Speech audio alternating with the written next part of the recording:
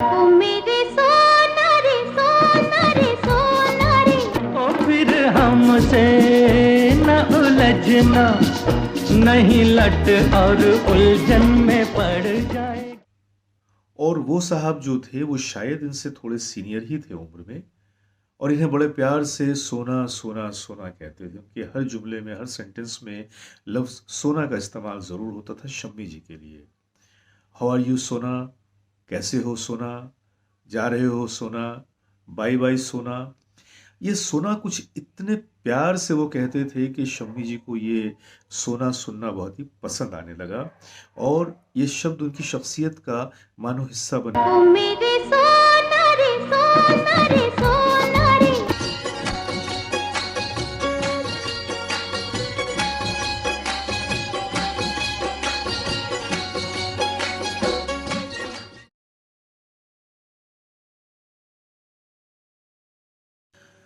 Great legends के आज के इस एपिसोड में मैं जावेद नसीम अपने सभी देखने वालों की खिदमत में अपना आदाब, सलाम और नमस्कार पेश करता हूं।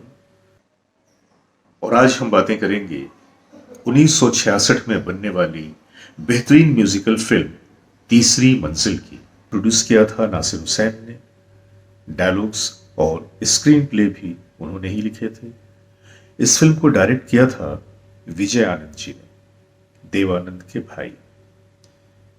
विजय आनंद जी ने और भी कई फिल्मों में अभिनय किया था, लेकिन खुद को वो इंडस्ट्री में एज एन एक्टर स्थापित नहीं कर सके। लेकिन जब जब उन्होंने किसी फिल्म में डायरेक्शन दिया तो वो डायरेक्शन कमाल का था। इस फिल्म का संगीत दिया था आर.डी. बर्मन जी ने, और इस फिल्म के गाने लिखे थे मजरूह सुल्तानपुरी ने। तमाम गानों की रिकॉर्डिंग में 3 रिकॉर्डिस्ट का हाथ था, जिसमें कौशिक, मीनू कतरक और ए.के. परमार थे। और आर.डी. बर्मन के उस वक्त असिस्टेंट हुआ करते थे मनोहरी, जो कि रफी साहब के भी बड़े पसंदीदा म्यूजिशियंस हुआ करते थे। इस फिल्म के लिए पहले देवानंद जी को लेने का ख्याल था, लेकिन जब देवानंद जी अवेलेबल नहीं हो सके तो इस फिल्म के लिए शम्मी कपूर जी को साइन किया गया, और यह फिल्म अपने ज़माने की बहुत बड़ी चार्ट बस्टर साबित हुई। इस फिल्म का संगीत बहुत ही पॉपुलर हुआ, बहुत ही सक्सेसफुल रहा, और इस फिल्म के जितने भी गाने थे वो तमाम के तमाम सुपरहिट हुए। आजा रे आजा, मैं हूं प्यार तेरा, आज तक आप लोगों को याद है। इसके अलावा रफ़ी साहब का वो सोलो नंबर तुमने मुझे देखा होकर मेहरबान, इस गाने की तो बात ही अलग है। और उसके बाद वो मेरे सोना रे सोना रे सोना। दूंगी जान जुदा मत बोला। ये सजा तुम भूल जाना, प्यार को ठोकर मत लगाना। आज हम बातें करेंगे खास तौर से इसी गाने की, वो मेरे सोना रे सोना। ये जो गाना था ये कैसे वजूद में आया, क्योंकि आप लोगों ने इस गाने से पहले कभी भी किसी गाने में शब्द सोना या सोना रे इस तरह के एड्रेसल का कभी आप लोगों ने तजर्बा नहीं किया होगा। लेकिन इस गाने में एक शब्द था सोना रे। ओ मेरे सोना रे सोना रे सोना। ये कैसे यूज हुआ गाने में, मैं आपको इसकी छोटी सी तफसील बताता हूं। ये वो दौर था कि जो कहा जाए कि हिंदुस्तानी फिल्म संगीत का एक सुनहरा दौर था तो गलत नहीं होगा। उस जमाने में जितने भी म्यूजिक डायरेक्टर थे सबों ने बेहतरीन से बेहतरीन काम किया, और सबों के काम की अपनी एक अलग छाप थी। अगर आप नौशाद साहब के नगमों को सुने तो नगमों को सुनकर ही लगता था कि ये संगीत नौशाद जी ने दिया है। अगर मदन जी का सुने तो उनका भी अपना रंग था कि सुनने के बाद आपको लगता था कि ये म्यूजिक तो जरूर मदन मोहन जी के सोच का नतीजा है। वैसे ही रोशन हुए या शंकर जयकिशन हुए या लक्ष्मीकांत प्यारेलाल हुए, इन तमाम लोगों की अपनी अपनी एक छाप थी अपने काम के ऊपर। और आर.डी. साहब को जब ये फिल्म मिली और इन्होंने इस फिल्म की कंपोजिशन पे जब ध्यान दिया, इसकी फिल्म के गाने जब बनाए, तो वो भी एक बहुत ही अलग अंदाज के गाने थे। तमाम गानों की कंपोजिशन इंतहाई आला थी, और वो तमाम गाने अपने वक्त के मशहूर तरीन गाने हुए। ये वो दौर था कि जब टीम के जो लोग होते थे वो बहुत मिलजुल कर काम करते थे और एक दूसरे की पसंद नापसंद का ख्याल रखते थे ताकि प्रोडक्शन के काम को ज़्यादा से ज़्यादा बेहतर तरीके से लोगों के सामने पेश किया जा सके। ख़ास तौर से गानों की सिटिंग में हीरोज तक होते थे और गानों की म्यूजिक से लेकर बोलों तक वो ध्यान देते थे कि कौन सा शब्द, कौन सी बोल, कौन सी लाइन उस पर सूट करेगी या उनकी अदायगी को, उनकी प्रेजेंटेशन को और बेहतर से बेहतर बना सकती है। ऐसा ही कुछ इस गाने के साथ हुआ।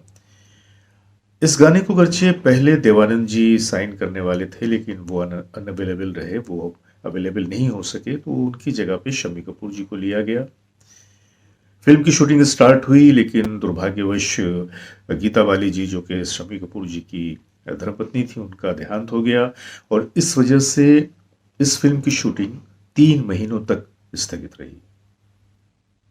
3 महीनों के बाद जब शम्मी जी वापस आए, गानों की रिकॉर्डिंग फिर से शुरू हुई, म्यूजिक की सेटिंग शुरू हुई, तो गाने के बोल पहले कुछ और थे। मजनू साहब ने जो बोल लिखे थे वो बोल कुछ और थे लेकिन वो बोल शम्मी जी को पसंद नहीं आ रहे थे।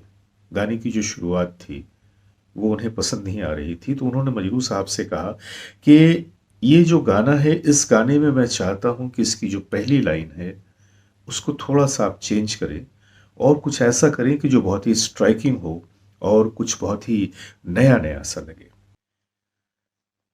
ये वो दौर।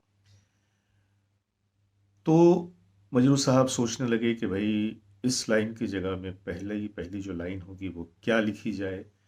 कि शम्मी कपूर जी ने कहा कि अच्छा अगर ये कहा जाए पहली लाइन के गाने की शुरुआत में कि ओ मेरे सोना रे सोना रे सोना, दे दूंगी जान खफा मत होना रे, तो कैसा रहेगा? दे दूंगी जान जुदा मत होना रे। सारे लोग फड़क उठे कि भाई ये तो बहुत ही खूबसूरत लाइन है और गाने में बिल्कुल कंपोजिशन के साथ जा भी रही है, मैच भी कर रही है।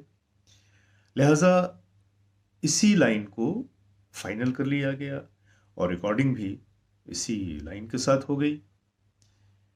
अब सवाल ये पैदा होता है कि एक ऐसा शब्द सोना रे इससे पहले कभी किसी गाने में यूज नहीं हुआ था, तो अचानक ये लफ्ज जो था सोना रे ये शम्मी कपूर जी के जहन में आया कैसे?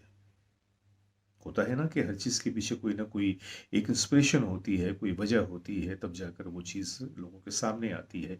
लेकिन यहाँ ऐसी क्या बात थी कि अचानक शम्मी कपूर जी जो उस फिल्म के हीरो थे उन्होंने कहा कि इसकी लाइन को बदला जाए और लाइन जो बदली गई तो उसमें सोना रे शब्द का प्रयोग किया गया। कैसे किया गया मैं आपको बताता हूं।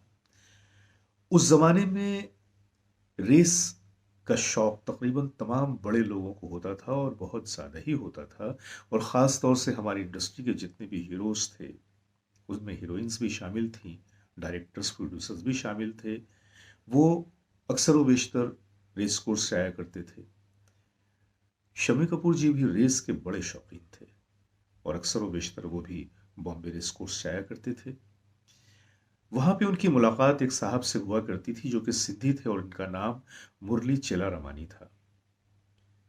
तो उनसे उनकी दोस्ती हो गई और वो साहब जो थे वो शायद इनसे थोड़े सीनियर ही थे उम्र में और इन्हें बड़े प्यार से सोना सोना सोना कहते थे। उनके हर जुमले में, हर सेंटेंस में लफ्ज सोना का इस्तेमाल जरूर होता था शम्मी जी के लिए। हाउ आर यू सोना, कैसे हो सोना, जा रहे हो सोना, बाय बाय सोना।